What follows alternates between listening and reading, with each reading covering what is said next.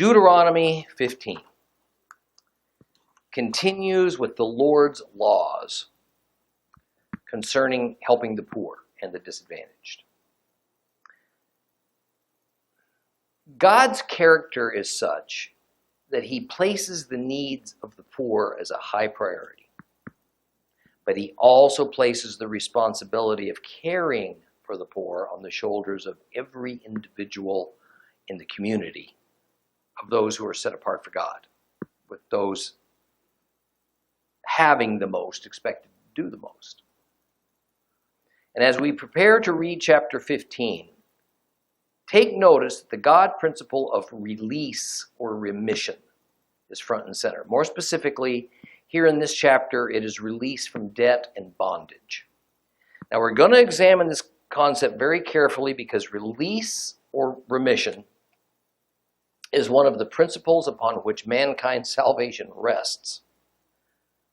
Release, shmita in Hebrew, indicates a cancellation of indebtedness that often involves servitude in a very literal way in ancient times. And the New Testament emphasizes that by means of faith in Messiah, we gain release from our debt to God due to our sins against him, and from our servitude to sin itself. It is, of course, in the Torah where we find the principle of release that's thoroughly discussed. The New Testament fully expects the reader to already understand it. Now, please also be reminded of what Deuteronomy actually is. Deuteronomy is really Moses' Sermon on the Mount. It is Moses expounding upon the law. He's preaching, if you would.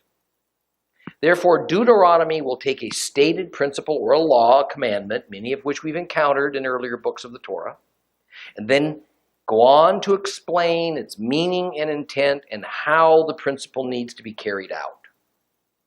Sometimes things are modified slightly because the situation of living in tents out in the wilderness was significantly different than living a settled life in villages, in cities that they're going to live in Canaan.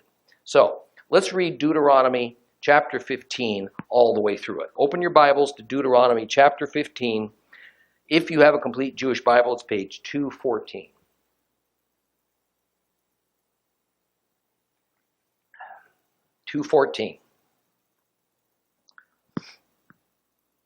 At the end of every 7 years, you are to have a shmita, a release. Here is how the shmita is to be done. Every creditor is to give up what he has loaned to his fellow member of the community. He's not to force his neighbor or relative to repay it, because Adonai's time of remission has been proclaimed. You may demand that a foreigner repay his debt, but you are to release your claim on whatever your brother owes you. In spite of this, there will be no one needy among you, because Adonai will certainly bless you in the land which Adonai your God is giving you as an inheritance to possess, if only you will listen carefully to what Adonai your God says and take care to obey all of these commandments I'm giving you today. Yes, Adonai your God will bless you as he promised you. You will lend money to many nations without having to borrow. You will rule over many nations without their ruling over you. If someone among you is needy, one of your brothers, in any of your towns in your land, which Adonai your God is giving you, you're not to harden your heart, you're not to shut your hand from giving to your needy brother. No, you must open your hand to him. Lend him enough to meet his need. Enable him to obtain what he wants. Guard yourself against allowing your heart to entertain the mean-spirited thought that because the 7th year, the year of Shemitah, is at hand, you'll be stingy towards your needy brother, not give him anything. For then he might cry out to Adonai against you, and it will be your sin. Rather, you must give to him, and you are not to be grudging when you give to him. If you do this, Adonai your God will bless you in all of your work and everything you undertake, for there will always be poor people in the land. That is why I'm giving you this order. You must open your hand to your poor and your needy brother in the land. If your kinsman, a Hebrew man or woman, is sold to you, he is to serve you for 6 years, but in the 7th year you're to set him free. Moreover, when you set him free, don't leave him empty-handed, but simply But supply him generously from your flock, threshing floor, winepress, from what Adonai your God has blessed you with, you're to give to him. Remember, you were a slave in the land of Egypt, and Adonai your God redeemed you. That is why I'm giving you this order today. But if he says to you, I don't want to leave you, because he loves you, he loves your household, because his life with you is a good one, then take an awl and pierce his ear through, right into the door, and he'll be your slave forever. Do the same with your female slave. Don't resent it when you set him free, since during his 6 years of service he's been worth twice as much as a hired employee. Then Adonai your God will bless you in everything you do. All the firstborn males in your herd of cattle and in your flocks you are to set aside for Adonai your God. Do not do any work with a firstborn from your herd or shear a firstborn sheep. Each year you and your household are to eat it in the presence of Adonai your God in the place which Adonai will choose. But if it has a defect, it's lame or it's blind or has some kind of a fault, you're not to sacrifice it to Adonai your God. Rather, eat it on your own property. The unclean and the clean alike may eat it like the gazelle or the deer. Just don't eat its blood. Pour it out on the ground like water.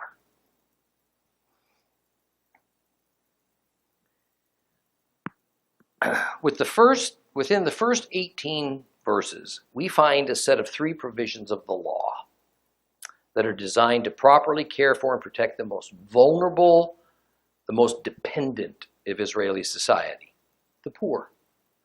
And these laws deal with the things that vex the most needy of every society, their inability to obtain loans. And if they get a loan, how are they going to pay off that loan? And then how this can often end up as indentured servitude, which was often the only way a poor person had to pay back borrowed money or even to make a living. This is not the first time in the Torah that we've run across these provisions concerning servitude, debt, and then release. We find ordinances about this subject in Exodus chapters 21 through 23 and in Leviticus chapter 25. It would make today's study a bit too long to go back and examine and compare all those passages with these similar ones here in Deuteronomy. So let me just make some personal observations about them. First of all, the Exodus laws and the Deuteronomy laws are very similar to one another, but the laws of Leviticus on this subject are a bit different. The most outstanding differences involve who are subject to these laws, and in what situations the laws are to be applied. Second of all, Deuteronomy and Exodus are concerned with the welfare of individual persons, whereas Leviticus is more concerned about the corporate welfare of family units and maybe even the nation as a whole. Israel was a tribal society with its structure consisting of family units called households, clans, and tribes. A household was the smallest unit. It would equate to what we in modern Western society today would call an extended family. It usually consisted of 3, maybe 4 generations of a single family living in a tightly knit economic and social relationship. The next level up from that was a clan that consisted of several branches of extended families that pointed to a common ancestor going back many generations. The level above the clan then was the tribe. It consisted of a group of clans that could point back to a single founder of the tribe. Households then had the closest blood relationships among the individuals, clans a little bit less than that, tribes the most distant. So while Leviticus is more concerned with the welfare and rights of entire clans and tribes, Deuteronomy and Exodus are more concerned with the individuals that form households. It's in Leviticus that we get the laws of Jubilee, that every 50 years Hebrew servants are to be completely released from service to their masters. Land that's been sold is to be returned, to be remitted to its original owner, and all monetary debts are canceled. Yet here in Deuteronomy, we find laws that cancel debts and release slaves from their servitude come in a far shorter cycle, every 7th year instead of every 50th. The 50-year cycle of release is called the Jubilee cycle. The 7-year cycle of release is called the sabbatical year cycle. Now, I want to draw you a picture of what kind of impact these laws have. If you can imagine the scenario whereby you loan money to a poor person in need, but the law says that at a predetermined point in time, that entire loan must be forgiven and the debt canceled, regardless how much, if any, of that debt's been repaid. Then you can also imagine that as the lender, you'd certainly prefer that this forgiveness cycle occur once every 50 years and not every 7. On the other hand, if you're a borrower, you'd much prefer that your debts were forgiven every 7th year instead of every 50th.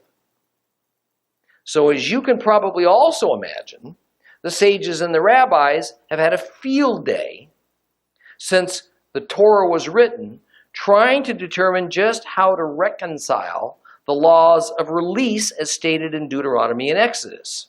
They were based on a 7-year cycle, versus the laws of Leviticus that was based on a 50-year cycle, and which law would prevail under what circumstance of indebtedness and servitude.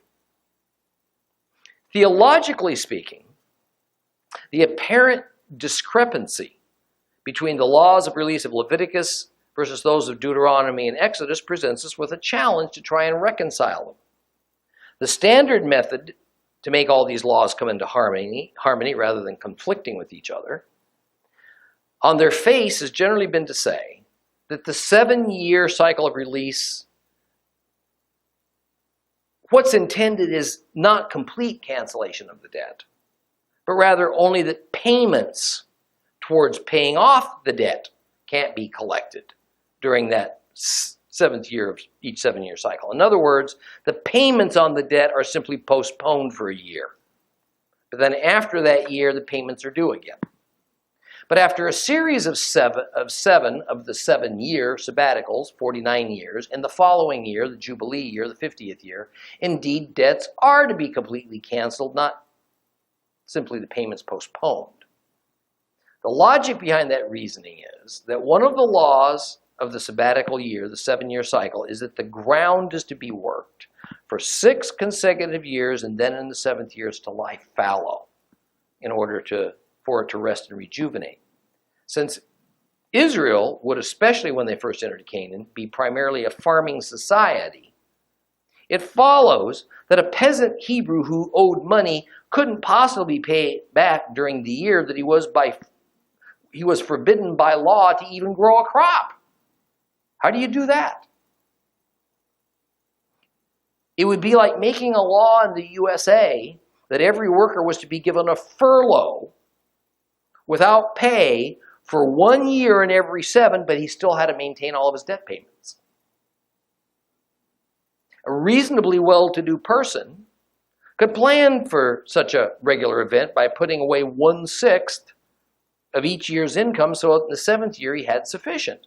But a low-income person who needs every penny to survive has no chance of saving up as much as to be needed.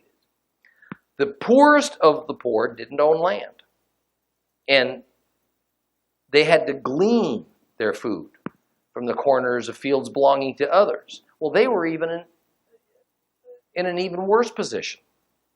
They had virtually nothing to start with.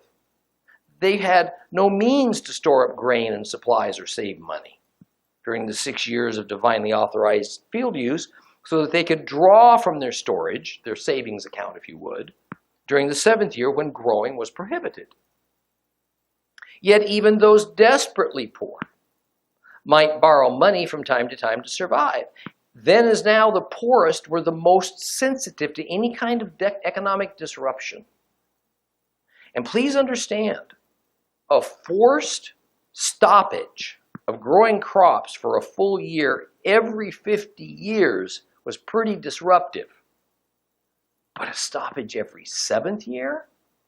This was an enormous burden on the people of Israel. And therefore there is no biblical record or record of any kind to demonstrate that Israel ever observed a Jubilee year according to God's laws. Can you envision a time in America where all fields were to be given a year's rest and all debts forgiven, and it was in the same year, coast to coast? Or that every kind of loan made to all people would be canceled all at once?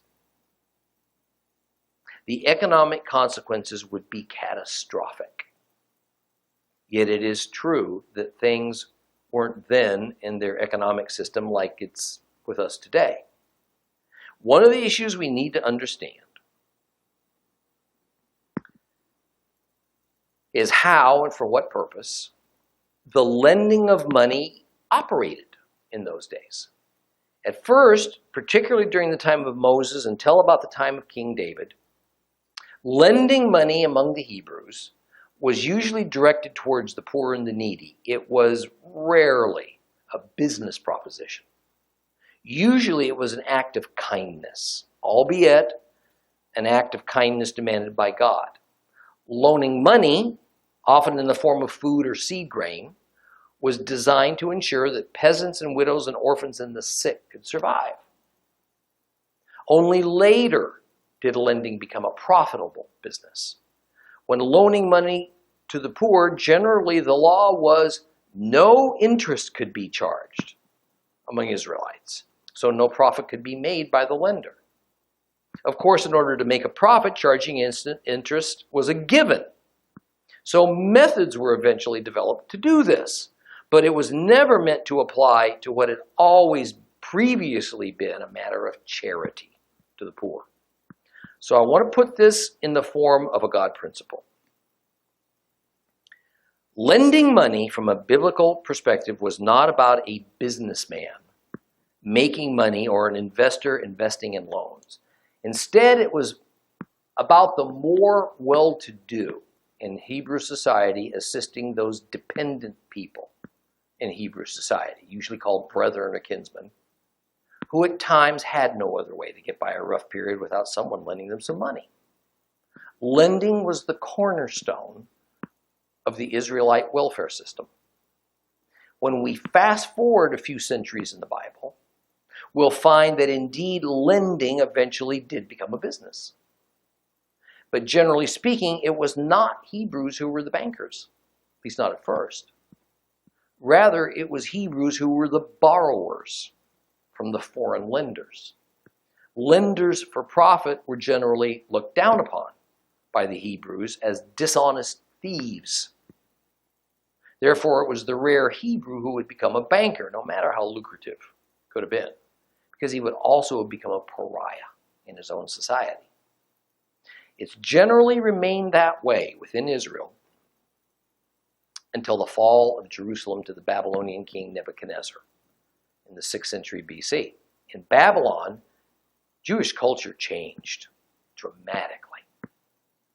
And one result was, upon their release and return to the Holy Land 70 years later, many of the professions that had been looked down upon in prior times, including being moneylenders, was now taken up by Jews. And in time, those professions became common mainstays of the new Jewish society. Therefore, by the New Testament times, it was usual for Hebrews to be bankers. So we'll get stories about borrowing and lending as a money-making venture, all during Christ's era.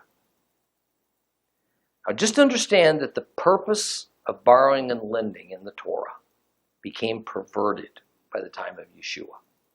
And as you can imagine, the poor got the short end of the stick. After all, if you were a lender seeking to make a profit,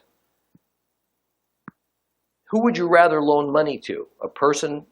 A business person where you could make interest, or lend it at little no interest to a needy person who had very little ability to pay it back? What would you do? It's not very hard to guess which route those with money chose to go when they were lending. Now notice what the flavor of money lending is in the world today. It's all about the wealthy controlling the money supply. It's all about the rich getting richer by means of consumers having the need to buy goods produced by those same wealthy businessmen. Here in America, we're getting money by means of home equity loans and car loans and personal loans and the use of credit cards. At one time was rather easy for the middle class. It certainly was not so easy for the poorest among us. The system and purpose that the Lord laid down for loaning and borrowing has been virtually turned on its head over the centuries. Those who need money the most can't get it. And those who use the loans for making more money or buying things that are far more wants than needs have it easily available. And they usually pay the least amount of interest. Now, since I believe that understanding the ancient cultures is central to properly understanding the words and intent of the Bible, let me add that borrowing and lending was, of course, a common thing since time immemorial. We have cuneiform tablets dating to before Abraham that lay out laws from various kings concerning borrowing and lending and release. Most of the ancient Assyrian clay tablets that have been discovered by the scores of thousands are accounting records, and they're business transactions. Most of them are. So as we've been learning, most of the things God was ordaining as law for Israel, including the matter of social justice and release, these things concerned normal, everyday matters. There were also long-established norms among the world's nations. Among the Mesopotamian cultures, it was common for kings to release some of their subjects from debt or from slavery, from their prison sentences, as part of their personal coronation celebration. Of course, while it made the king look magnanimous, the cost of it was on the shoulders of those who had paid substantial sums of money for slaves, or they lent money to others. It cost the king nothing. Later, we'll find the Greeks and the Athenians release serfs from their land debt, even take the land from the rich and powerful who took it from them and return it to those it rightfully belonged as a means of righting decades of social wrongs. Now, it's interesting to note that these laws of Moses concerning release and debt repayment and cancellation and so on only included Israelites. Foreigners had no obligations and they received no benefits from these laws. This is made all the more clear in verse 3 because it separates the treatment of foreigners from the kinsmen meaning a member of Israeli society. In verse 4, we reach the crux of the matter. It is the Lord's ideal that there be no poor in Israel. The concept is that the Lord is giving Israel land for which they didn't pay, vines they didn't plant, fields they didn't clear, even cities they didn't build. Therefore, there is no reason at all for anyone to go without. Everyone should be provided for. By the way, this does not include the lazy, the foolish, the criminal, or the rebellious. And that's going to be specifically called out a little bit later. And if only the Hebrews will obey God's laws about caring for the poor and releasing folks from debt and servitude as the Lord's command, then in return he'll bless Israel so abundantly that money and food won't even be an issue, ever. In fact, as it says in the following verses, the result will be that the Israelites won't be borrowing money from foreigners. Foreigners will be seeking to borrow money from the Israelites. Now notice the final words of verse 6. You, Israel, will dominate the nations.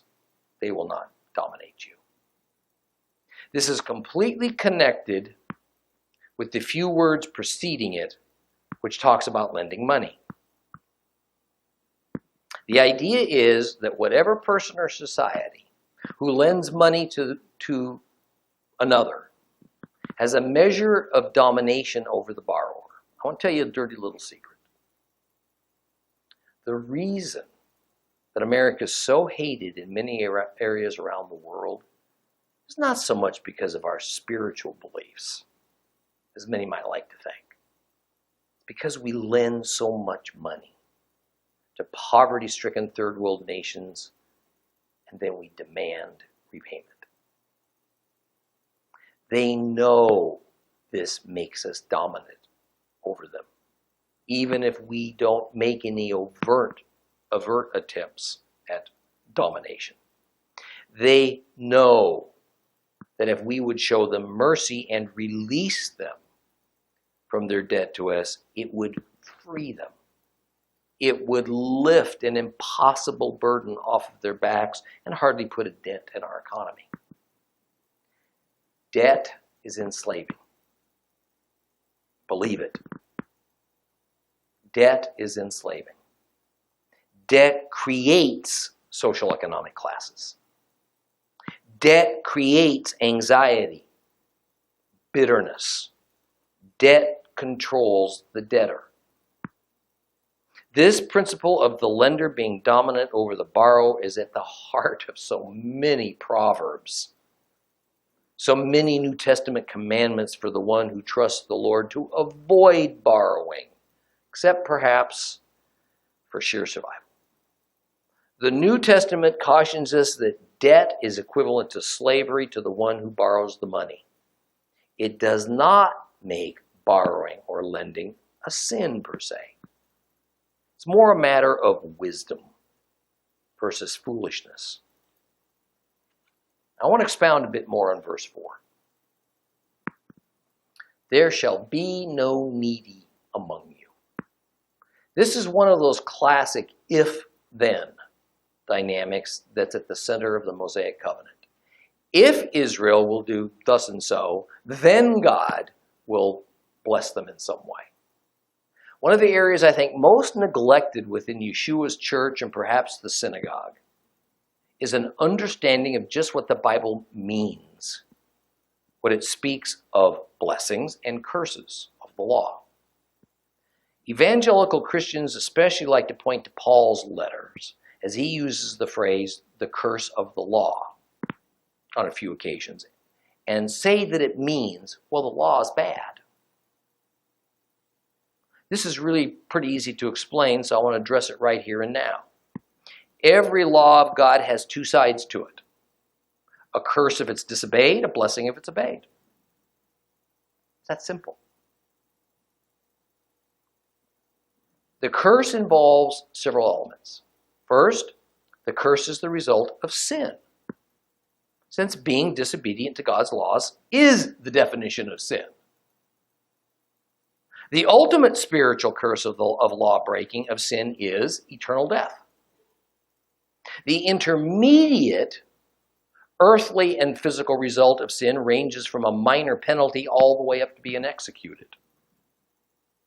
The curse of the law is not the law itself. The law is not being called a curse that must be ended. The curse is the divine consequences of breaking the law, while the blessing is the reward that comes from God's hand for being obedient to his laws and commandments.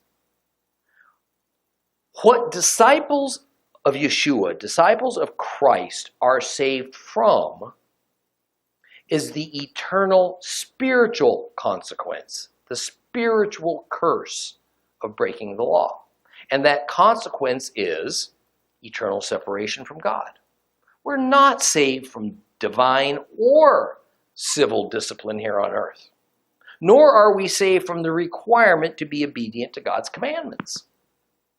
What we have just read here in the first few verses of Deuteronomy 15 makes it crystal clear case of how the law works. Obey it and receive blessings. disobey it, receive the curses, meaning the consequences. If Israel acts out that part of God's justice system that's designed to alleviate the suffering of the poorest of society, that part called release, Shemitah, then Israel's going to be greatly blessed. If they do not, the earthly physical penalty will be that they will find themselves fighting for their lives, for their existence. And they will be dominated by other nations in every imaginable way. Now, has that happened? Afraid so. And this disobedience automatically results in the stated consequence, the curse, coming into effect. They were under constant attack from their enemies. They were finally driven into exile. They had to borrow money and so were indebted to foreigners. And even now, with their return to the land, they are holding on by their fingernails and wondering why. And this is to be understood as being a divinely ordained consequence.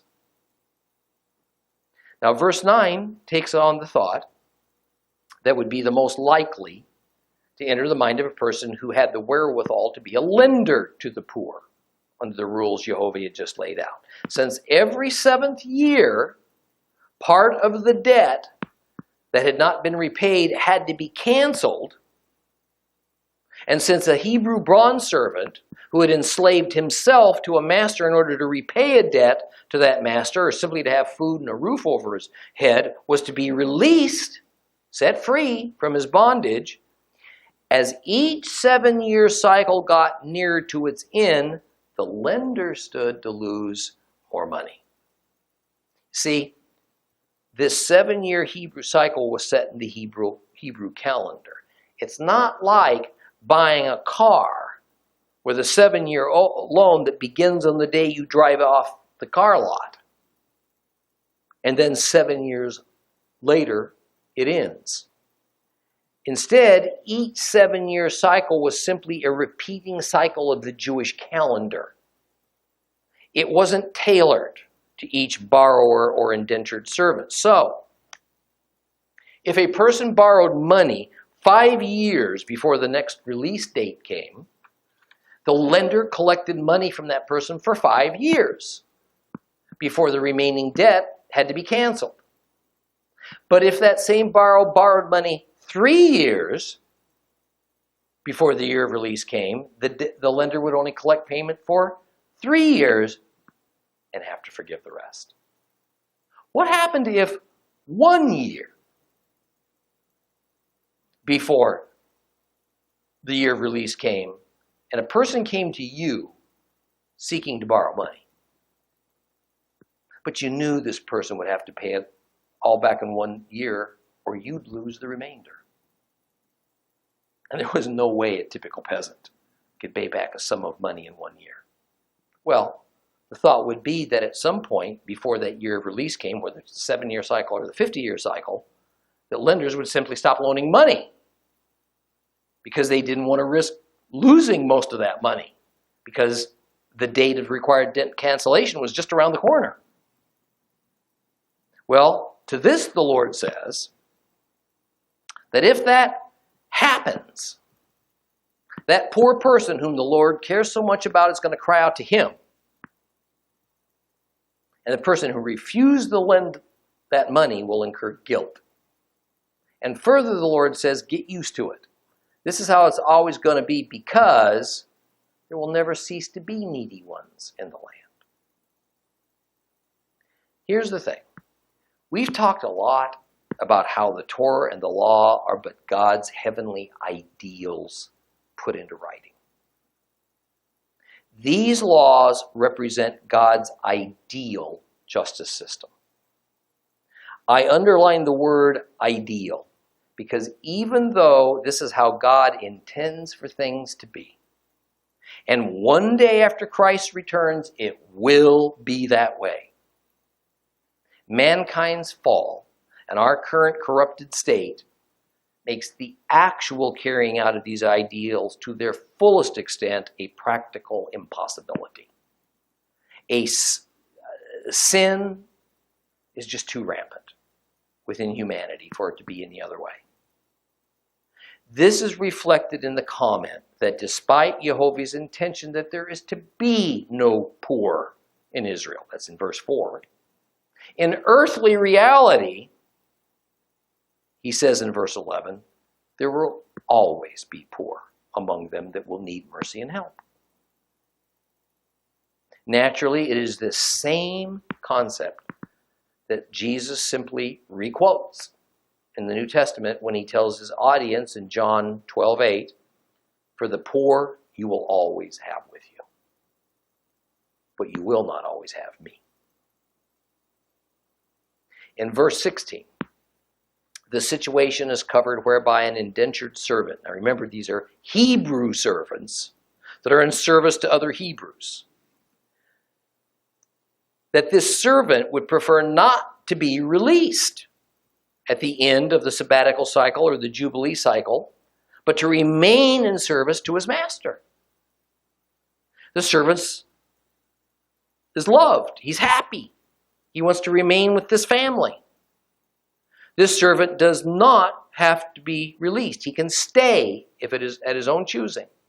But if he stays, he's to have a special mark put on him, indicating that his status is no longer one of being a forced servant. Instead, he is one who has chosen to be in service to his master.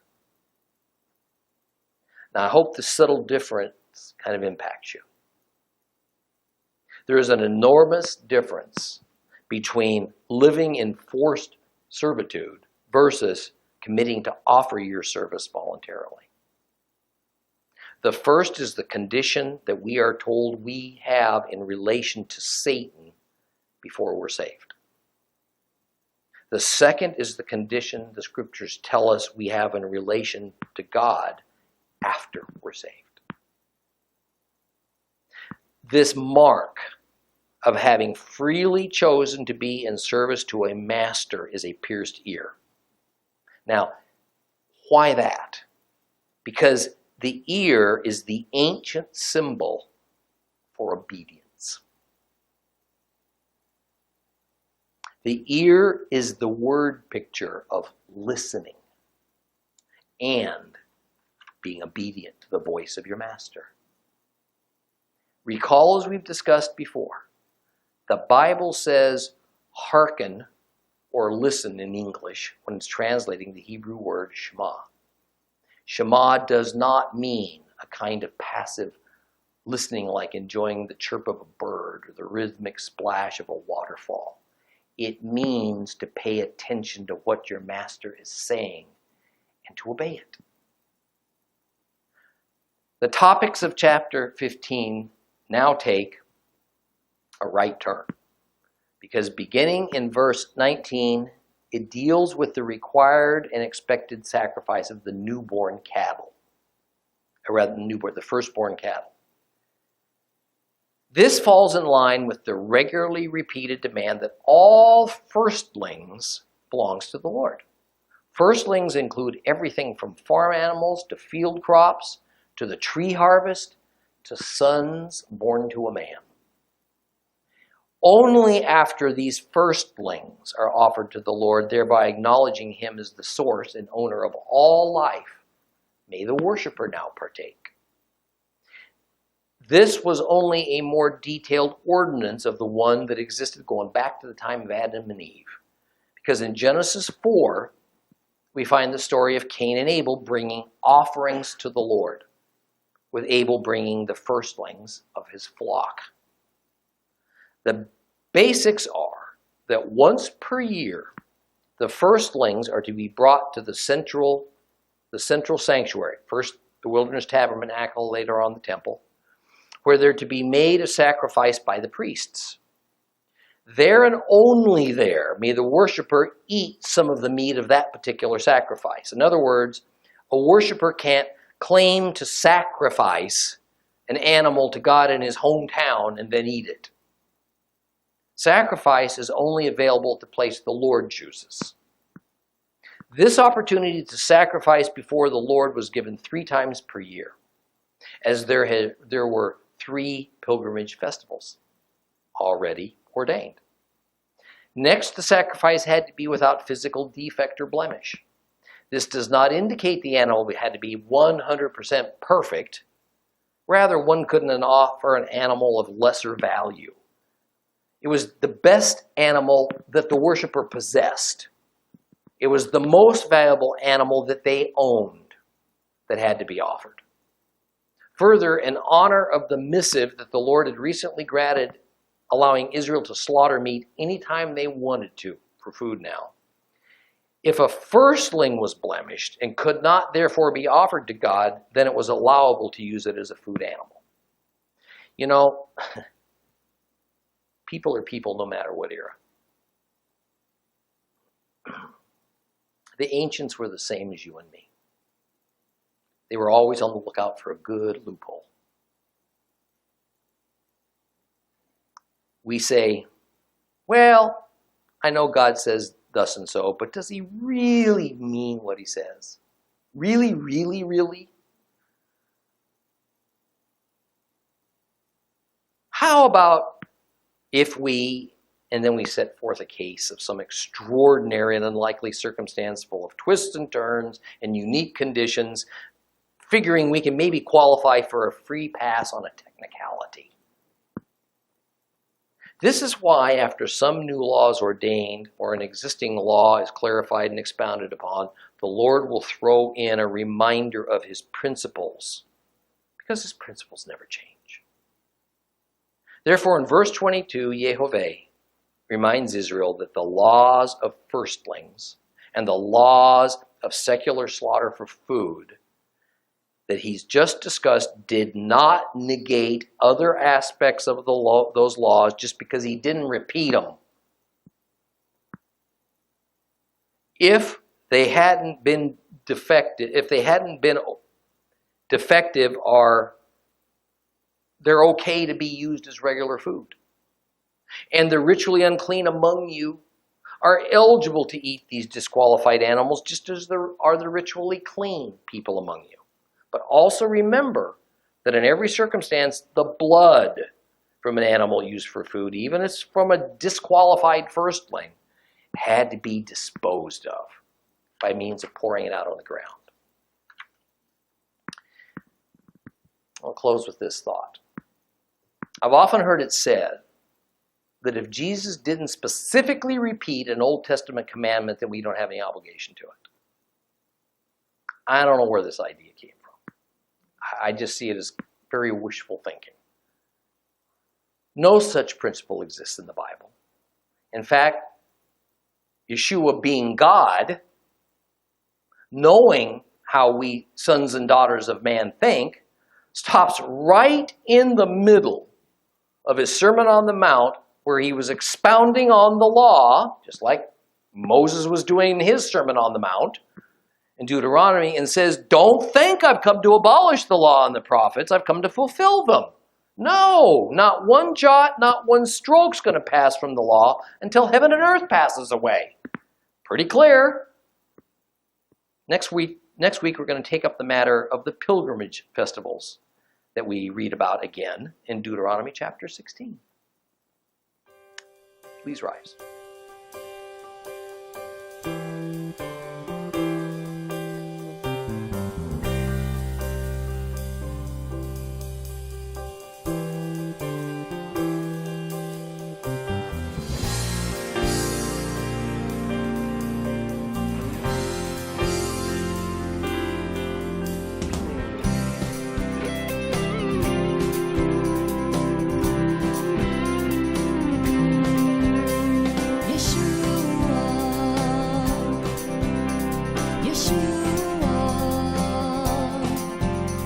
Yeshua.